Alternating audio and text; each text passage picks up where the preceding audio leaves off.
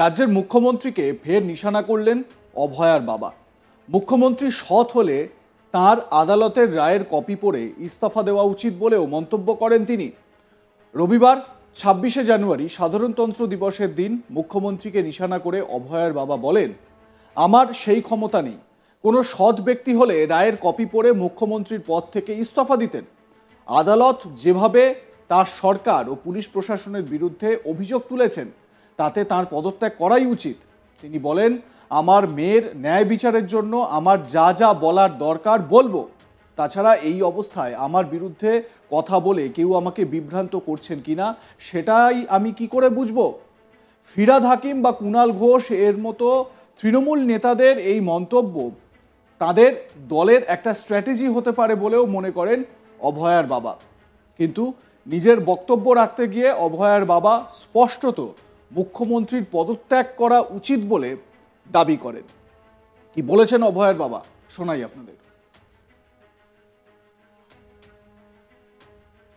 ৭৫তম প্রজাতন্ত্র দিবস।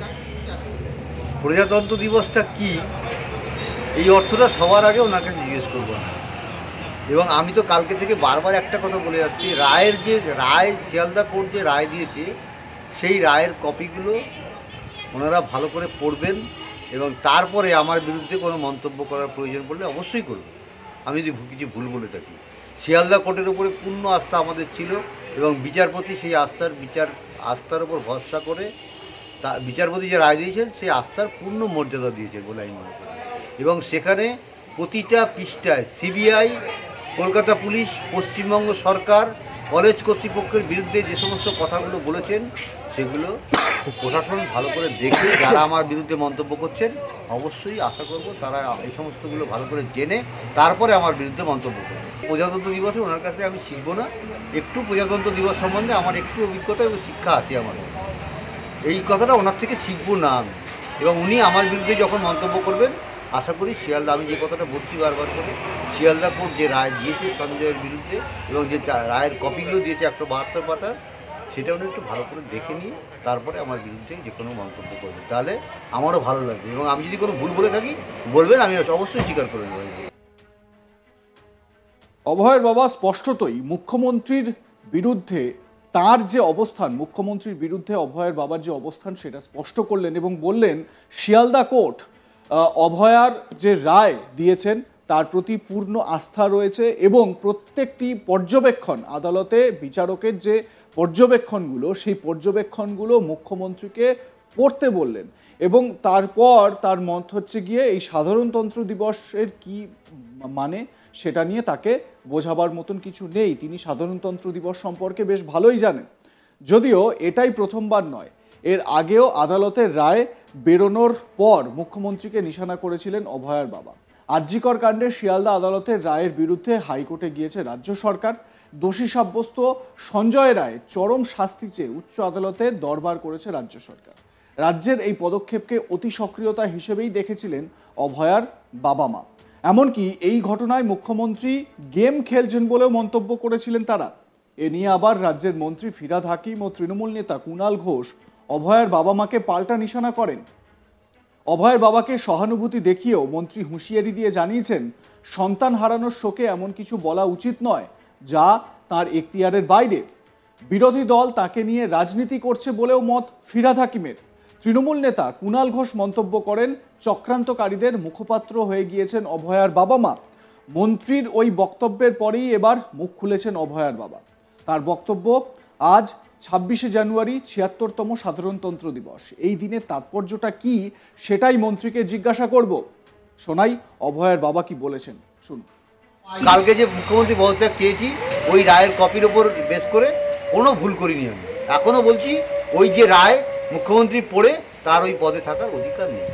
বিভ্রান্ত করার চেষ্টাও করছি কিনা সেইভাবে আমি কী করে বলবো, বিভিন্নভাবে পরিচালনা করে আমি কোনো কিছুতে বিভ্রান্ত হব না। আমার যা স্ট্যান্ড, মেয়ের ন্যায় বিচার এবং তার জন্য যা বলার দরকার আমি বলব। এবং এটাও তো ঠিক, তারা যে বক্তব্য রাখছে এই বক্তব্যটা তো দলের একদম ঊর্ধ্বতন কর্তৃপক্ষের নির্দেশেই হচ্ছে। অবশ্যই, এ তো তাদের একটা স্ট্র্যাটেজি, এই নিয়ে আমি মন্তব্য করব।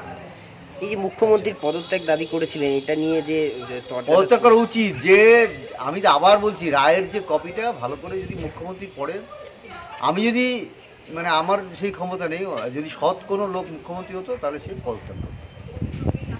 তার পুলিশের, তার প্রশাসনের বিরুদ্ধে যেভাবে জজ আঙুল তুলেছেন, তাতে তার পদত্যাগ করা উচিত। রাইতে এমন কিছু বিষয় হ্যাঁ, রায় আছে, যে দেখলে যে কেউ দেখলেই বুঝতে পারবে।